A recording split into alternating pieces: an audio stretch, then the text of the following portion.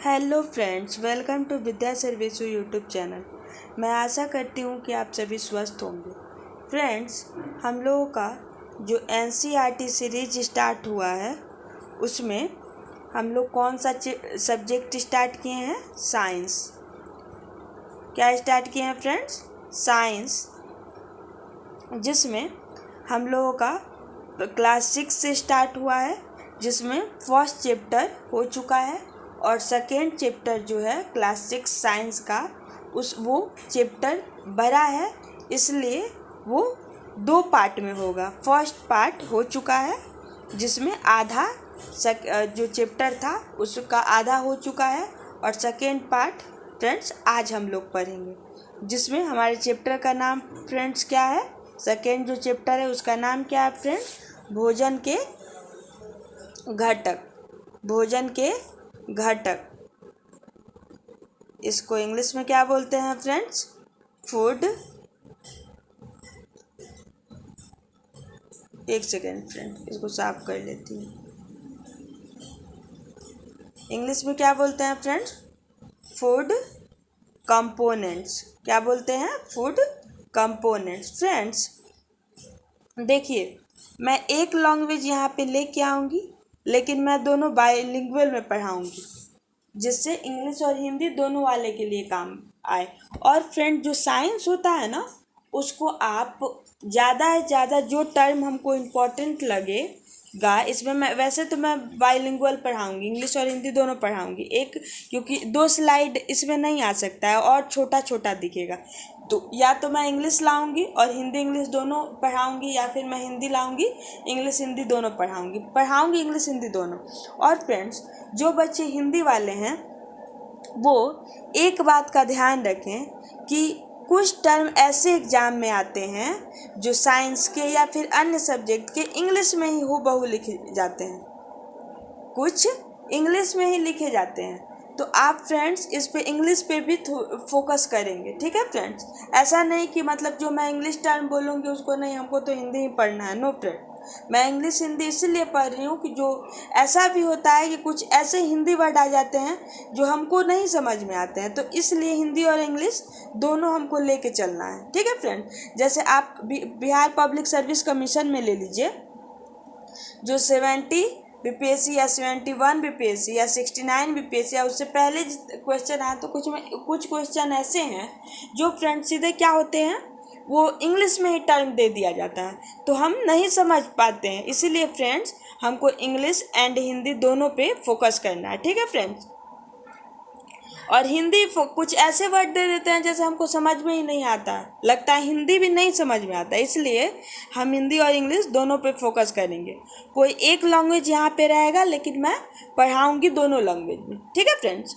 इसलिए दोनों स्लाइड एक साथ नहीं आ सकता, कोई एक ही लैंग्वेज आएगा और पढ़ाऊँगी मैं दोनों, क्योंकि छोटा छोटा बहुत ज़्यादा दिखेगा, ठीक है फ्रेंड्स?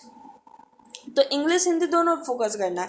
एक एग्ज़ाम होता है सीटेट वाला, एक सेकेंड फ्रेंड्स, एक एग्ज़ाम होता है सीटेट वाला, उसमें भी देखा जाता है इंग्लिश टर्म भी दे देता है, कभी कभी हिंदी ऐसा टर्म दे देगा कि समझ में ही नहीं आएगा। तो फ्रेंड, पकड़ने के लिए हमें दोनों लैंग्वेज पे थोड़ा पकड़ बनाना होगा कि जो हमको समझ में आ जाए हम टिक मार दें, ठीक है फ्रेंड्स? क्वेश्चन ऐसा होता है हमको आता है, लेकिन लैंग्वेज ऐसा दे देगा कि आपको समझ में नहीं आएगा, तो इसलिए हिंदी वाले जो बच्चे हैं थोड़ा बहुत इंग्लिश पे भी फोकस करेंगे, और जो बच्चे इंग्लिश वाले हैं वो हिंदी पे भी फोकस करेंगे, क्योंकि दोनों लैंग्वेज इंपॉर्टेंट है। आप प्रीवियस ईयर क्वेश्चन में देख चुके हैं, ठीक है फ्रेंड? जो हिंदी वाले ये नहीं समझना है कि हमको इंग्लिश पढ़ना ही नहीं है, नो फ्रेंड, इंग्लिश में टर्म याद करना है। जो इंग्लिश वाले हैं वो नहीं समझना है कि हिंदी हमको नहीं पढ़ना है, उनको हिंदी भी पढ़ना है, तो इंग्लिश हिंदी दोनों मिला के चलना है, ठीक है फ्रेंड्स? मैं पढ़ाऊँगी दोनों बाइलिंगुअल, फिर से एक बार बोल देती हूँ, ठीक है फ्रेंड? तो हमारा चैप्टर क्या था फ्रेंड्स? भोजन के घटक, फूड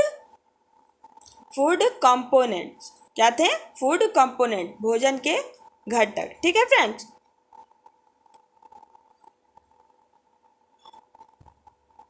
चलिए फ्रेंड्स, अब हम लोग आगे बढ़ते हैं। तो उसमें हमारा पीछे का हो चुका था भोजन कि क्या क्या घटक होते हैं, न्यूट्रिएंट्स हम लोग पढ़े थे, पोषण पढ़े थे।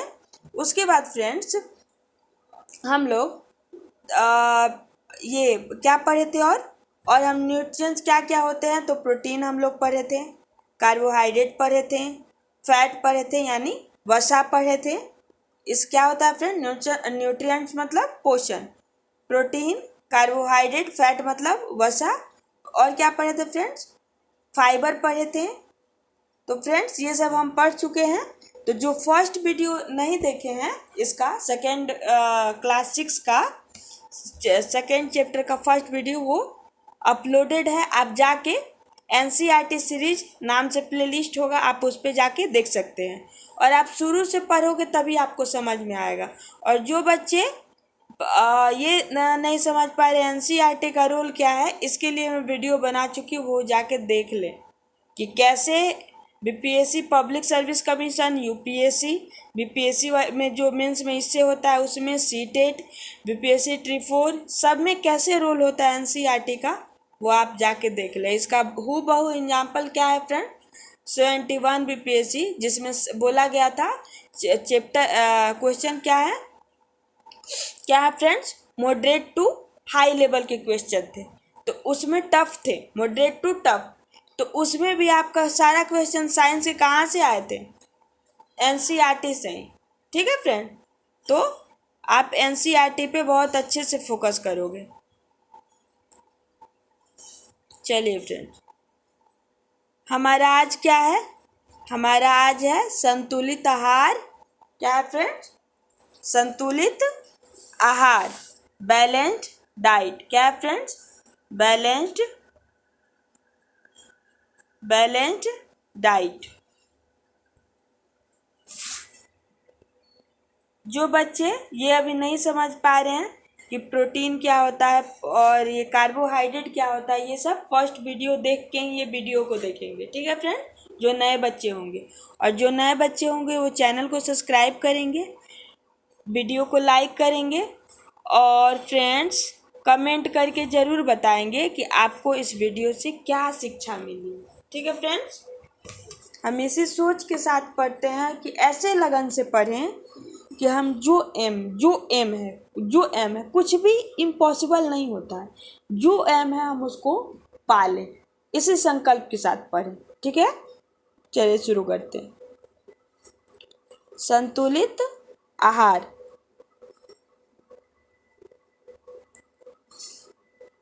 संतुलित आहार, बैलेंस डाइट। सामान्यतः पूरे दिन में जो कुछ हम खाते हैं आहार कहते हैं, उसे क्या कहते हैं फ्रेंड, आहार कहते हैं। एक सेकेंड, थोड़ा पेन पतला कर लेती हूँ। क्या फ्रेंड, सामान्यतः पूरे दिन में जो कुछ भी हम खाते हैं उसे क्या कहते हैं फ्रेंड, आहार कहते हैं। हमारे शरीर की वृद्धि और अच्छे स्वास्थ्य को बनाए रखने के लिए, हमारे शरीर की वृद्धि और अच्छे स्वास्थ्य को बनाए रखने के लिए हमारे आहार में वे सभी पोषण तत्व उचित मात्रा में होने चाहिए। क्या फ्रेंड्स, हमारे आहार में हमको क्या वृद्धि और अच्छे स्वास्थ्य के लिए क्या चाहिए, न्यूट्रिएंट्स हमारे क्या उचित मात्रा में हमको मिले, पोषक हमको क्या फ्रेंड उचित मात्रा में मिले, जिनकी हमारे शरीर को आवश्यकता है।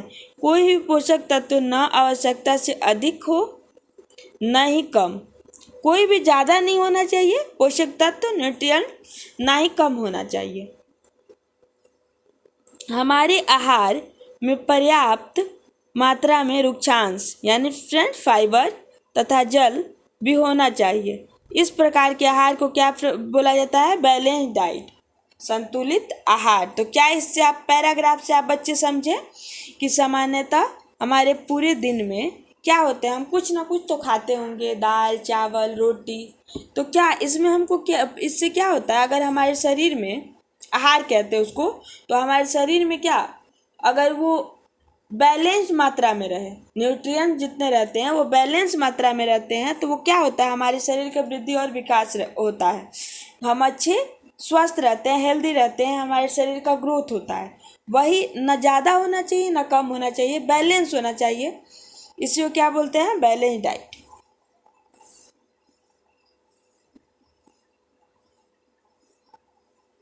पोषक तत्व नष्ट हो जाते हैं। एक सेकेंड फ्रेंड्स।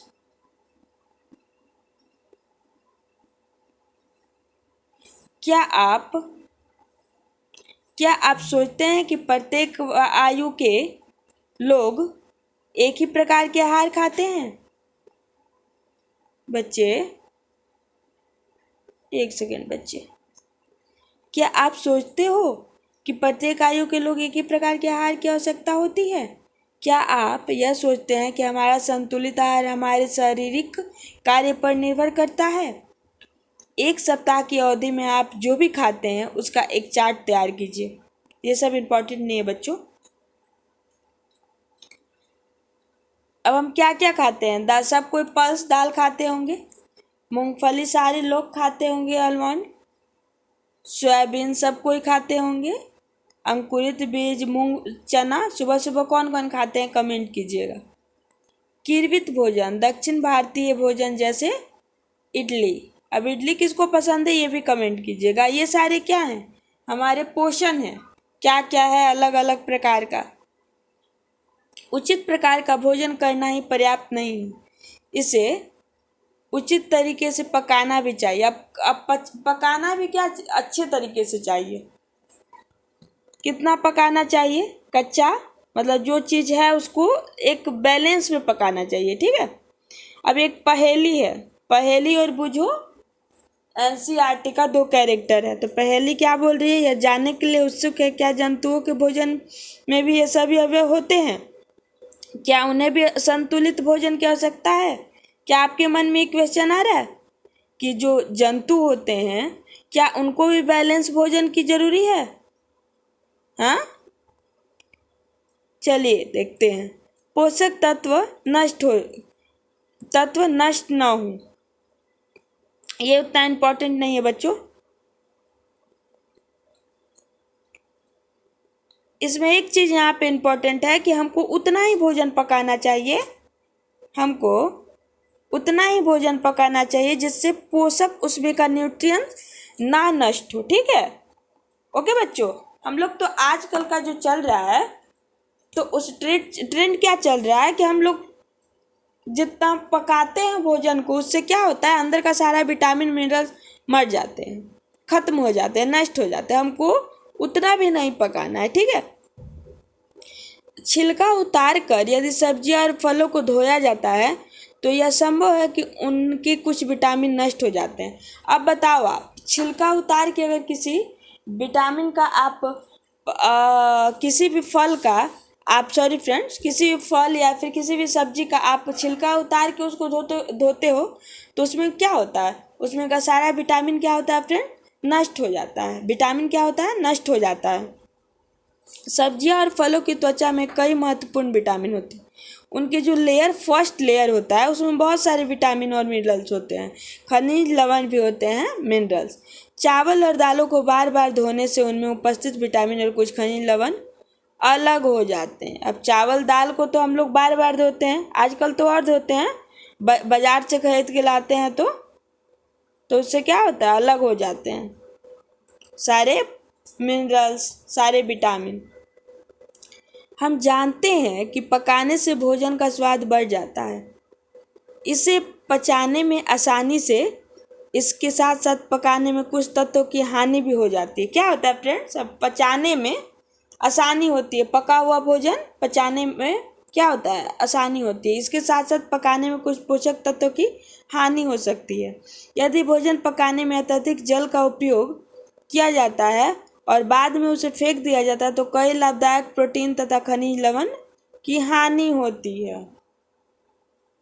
अब एक क्वेश्चन जो सीटेट में आया हुआ है और भी सारे एग्जाम में आए हुए हैं कि पकाने पे वैसा कौन सा विटामिन है जो आसानी से गर्मी से क्या होता है? नष्ट हो जाता है। वो क्या है? विटामिन सी।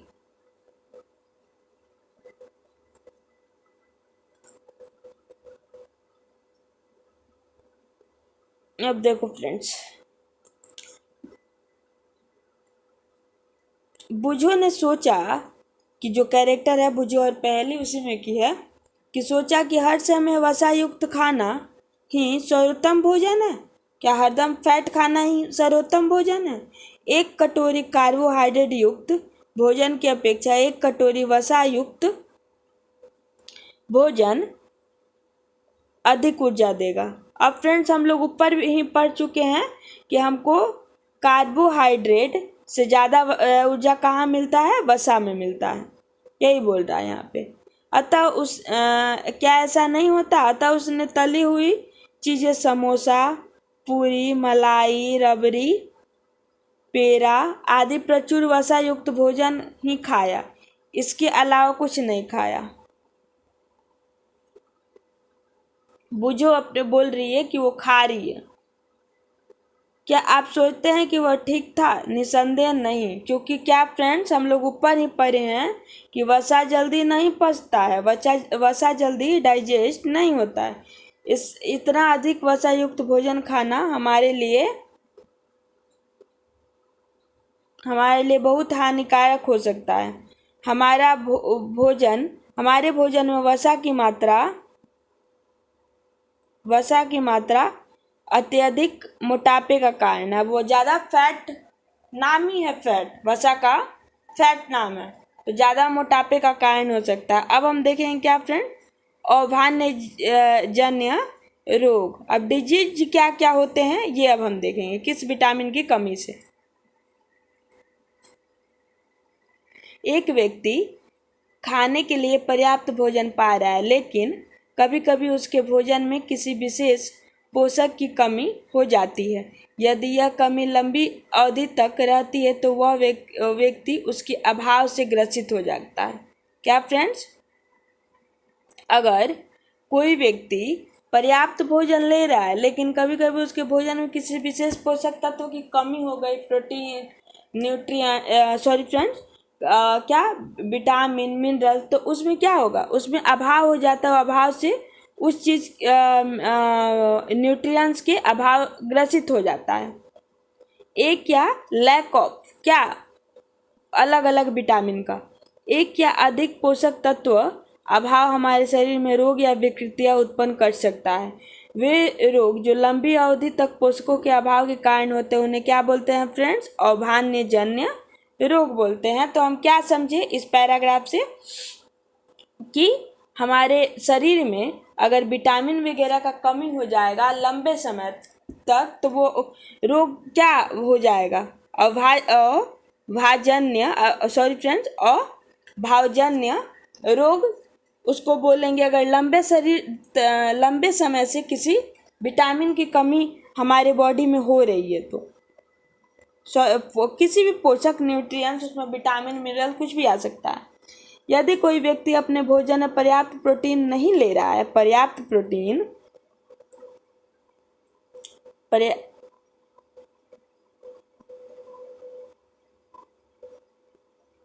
प्रोटीन नहीं ले रहा है तो उसे कुछ रोग हो सकते हैं। जैसे क्या हो सकता है? उनका ग्रोथ में अवरुद्ध होगा, मतलब ग्रोथ रुक सकता है। ग्रोथ इंक्रीज होने में क्या होगा? कमी होगा। वृद्धि में का अवरोध होना। चेहरे पे, आपके फेस पे क्या हो जाएगा? सूजन आ सकता है। बालों का रंग उड़ सकता है। त्वचा की बीमारियां, पेचिस इत्यादि क्या होता है? प्रोटीन की कमी के कारण होता है। ये इम्पोर्टेंट है, इसको आप याद रखेंगे कि प्रोटीन की कमी के कारण क्या क्या होता है। यदि प्रोटीन तथा कार्बोहाइड्रेट दोनों ही किसी व्यक्ति के आहार से एक लंबे समय तक अनुपस्थित रहें तो उसकी वृद्धि पूरी तरह से अवरुद्ध हो जाए। क्या फ्रेंड्स? क्या आप जाने हम? अगर प्रोटीन तथा कार्बोहाइड्रेट दोनों किसी व्यक्ति के आहार से एक लंबे समय तक लंबे समय तक कमी रहे, वो जो खा रहे हैं उसमें प्रोटीन और कार्बोहाइड्रेट लंबे समय तक क्या रहे? कमी रहे, ना रहे, अनुपस्थित रहे, तो क्या हो जाएगा फ्रेंड्स? उसकी वृद्धि पूरी तरह से रुक जाएगी, अवरुद्ध हो जाएगी। ठीक है, इसको आप ध्यान रखेंगे। ऐसा व्यक्ति बहुत दुबला पतला हो जाएगा। क्या? थीन हो जाएगा। वह इतना दुर्बल हो जाएगा कि चलने में भी क्या होगा? असमर्थ होगा।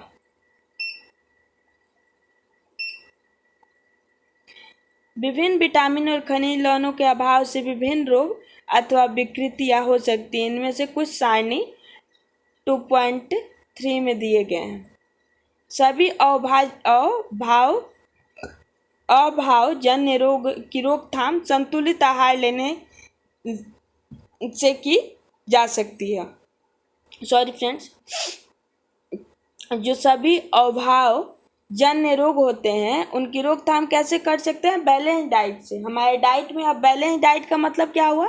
हमारे डाइट में प्रोटीन हो, हमारे डाइट में क्या हो? कार्बोहाइड्रेट हो, हमारे डाइट में मिनरल हो, हमारे डाइट में क्या हो फ्रेंड्स? रुक्षांश, यानी क्या होता है आपका? रुक्षांश हो, जिसको क्या बोलते हैं फ्रेंड? फाइबर हो। तो ये सारे हमारे न्यूट्रिएंट्स में आते हैं, पोषक तत्व हैं ये सारे। अब इस अध्याय में हमने स्वयं से यह जानने की कोशिश की है कि विभिन्न क्षेत्रों के भोजन इतनी अधिक विविधता होते हुए भी आहार में पोषक तत्वों का वितरण समान है। क्या? डाइवर्सिटी होने पे भी क्या है? आहार में पोषक तत्वों के वितरण समान है। यह वितरण हमारे भोजन में आवश्यक पोषक तत्वों की उपस्थिति सुनिश्चित करती है। तो हम क्या जाने फ्रेंड्स कि हमारे इंडिया में डाइवर्सिटी के बाद भी या फिर अलग अलग जगह पे आपको, अगर मान लीजिए 28 राज्य है, उसके अंदर भी एक ज़िले में भी भोजन का थोड़ा बहुत डिफरेंस रहता है, लेकिन हमारे भोजन में क्या? बैलेंस डाइट होता है और होना चाहिए फ्रेंड्स। अगर आप रोगों से बचना चाहते हैं तो न्यूट्रिएंट्स में आपको कार्बोहाइड्रेट, प्रोटीन, फाइबर, मिनरल सबको लेके चलना होगा। सबको मतलब आपके बॉडी में बैलेंस होना चाहिए, सबका कमी नहीं होना चाहिए, लैक नहीं होना चाहिए। अब चलिए फ्रेंड्स, ये इम्पोर्टेंट चार्ट है, इससे BPSC, Bihar public service commission, CTET या फिर हर जगह इससे क्वेश्चन भर के आते हैं। तो इसको आप अपने नोट्स में भी डालेंगे। विटामिन और खनिज लवण के अभाव के कारण होने वाले रोग, विटामिन और मिनरल्स के कारण होने वाले रोग। देखिए फ्रेंड,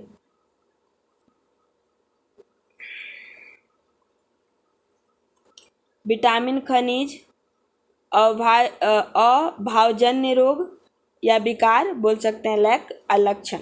चलिए, सबसे पहले विटामिन ए, इससे क्या होता है? क्षीणता, दृष्टिबाधिता, आप आई ब्लाइंडनेस हो सकते हैं। विकार क्या हो सकता है? कमजोर दृष्टि। लक्षण क्या होंगे इसका? क्या होता है फ्रेंड? आई ब्लाइंडनेस, क्षीणता, दृष्टिहीनता। कमजोर दृष्टि होगा, लक्षण क्या होगा? अंधेरे रात में कम दिखाई देना, कभी कभी पूरी तरह से दिखाई देना बंद हो जाना। इसको आप नोट करोगे, very important point.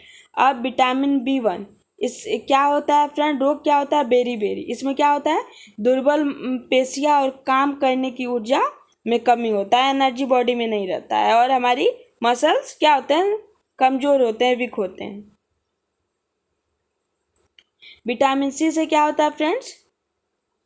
Vitamin C scurvy, मसूरों से खून निकलना, घाव भरने में अधिक समय का लगना। विटामिन डी के कारण रिकेटस, अस्थिया का मुलायम होकर मुड़ जाना।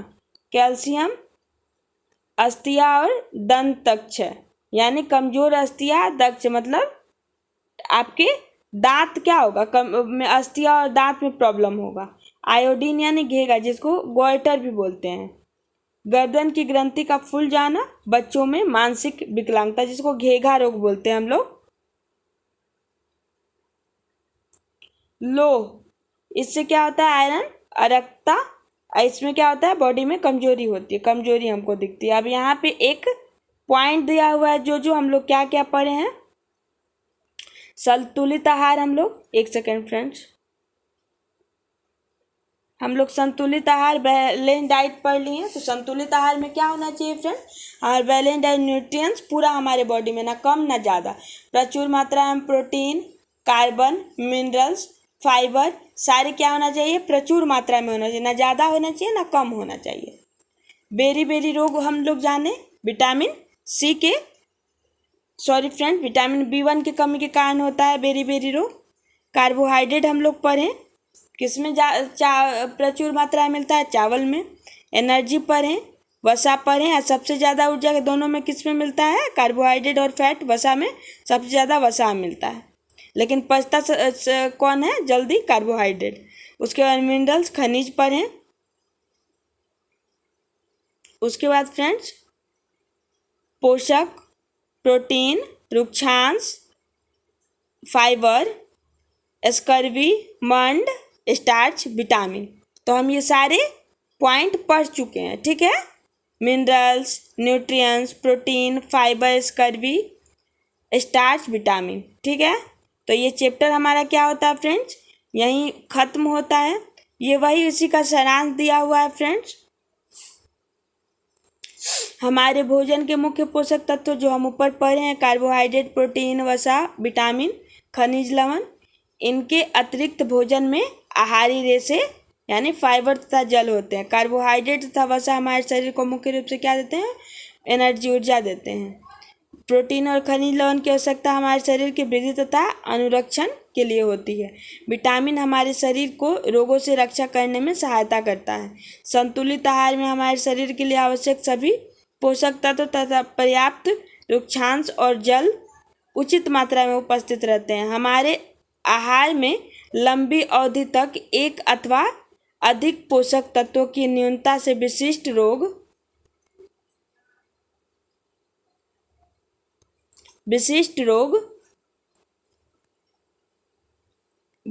रोग अथवा विकार उत्पन्न हो सकता है।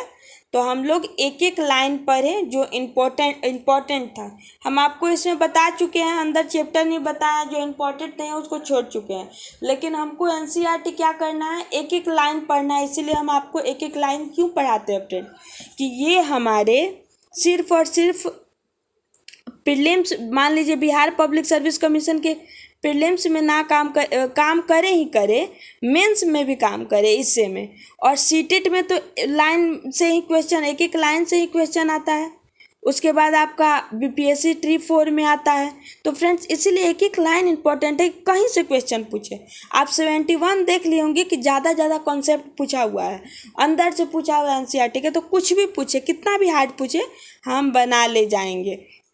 हमारा क्वेश्चन साइंस का एक भी नहीं छूटेगा। हम इस तरह से पढ़ेंगे फ्रेंड्स, एक एक लाइन इसीलिए पढ़ाए हैं आपको। जो बच्चे अगर इस वीडियो को देख रहे हैं वो पहले फर्स्ट वीडियो, इसका फर्स्ट पार्ट डाला हुआ है वो देख ले। सेकेंड पार्ट था एनसीईआरटी चैप्टर 2 का, और चैप्टर 6 का फर्स्ट चैप्टर हो चुका है। सेकेंड चैप्टर भी आज 2 पार्ट में था, कंप्लीट हो चुका है। फर्स्ट पार्ट डाला जा चुका है।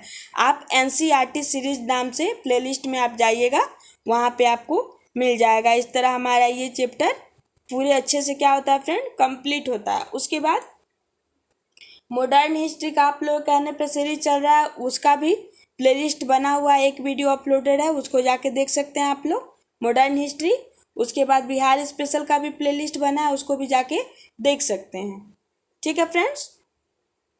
अब कुछ बच्चे कमेंट में कह रहे हैं कि मैम ट्री 4 का हमको हिंदी 80 मार्क्स का कवर करवाइए। तो फ्रेंड उसके लिए भी हम ग्रामर का क्लास उस कुछ दिन में चालू करेंगे, और ग्रामर ख़त्म हो जाएगा उसके बाद आपका साहित्य भी शुरू करेंगे। तो आप टेंशन नहीं लो, 80 मार्क्स का आपको कंप्लीट होगा। 6 to 8 में तो ज़्यादा ग्रामर से ही पूछता है, 9th 10th में आधा आधा रहता है। तो ऐसे आपको हम उसको भी कंप्लीट कराएंगे। अब एक एक करके आपको एक, जैसे आज हम एनसीईआरटी का वीडियो डाले, इससे पहले हम सेकेंड पार्ट उसका डाले थे बिहार स्पेशल का, ऐसे ही हम शुरू करेंगे फ्रेंड। आप टेंशन मत लीजिए, सब कंप्लीट होगा। आप बस मेहनत कीजिए अच्छे से, आप पूरे पढ़ाई में अच्छे से लगन के साथ पढ़िए। ये हमको कितना भी टफ क्वेश्चन आ जाए, 71 बीपीएससी या 69 बीपीएससी, कैसा भी क्वेश्चन आ जाए हम कर ले जाएंगे। बीपीएससी ट्री 4 वाले बच्चे हैं तो वो भी अपना इतना अच्छा से तैयारी करेंगे, कितना भी कम सीट रहेगा हम तो एक सीट ले ही जाएंगे, इतने अच्छे से तैयारी करें। ठीक है फ्रेंड्स, तो हम जल्द ही अपने नेक्स्ट वीडियो में मिलेंगे, और आप पूरे अच्छे से इसको नोट्स बनाइएगा। हम आपको इस चैप्टर में पढ़ा रहे हैं तो बता भी, एक एक लाइन पढ़ा रहे हैं, बता रहे हैं कौन इम्पोर्टेंट है कौन नहीं। तो अच्छे से इसको नोट्स बनाइएगा, और पूरा एक बार नहीं समझ में आया 2-3 बार वीडियो देखिएगा। ठीक है फ्रेंड्स। आप निश्चिंत हो के पढ़िए, अच्छे से पढ़िए कि हमारा अगर कोई बिहार पब्लिक सर्विस कमीशन का तैयारी कर रहे हैं तो उनका प्रीलिम्स के साथ इससे भी कवर हो, क्योंकि इससे भी कवर होगा आपका क्या होगा, लेखन शैली, राइटिंग स्किल आपका डेवलप होगा।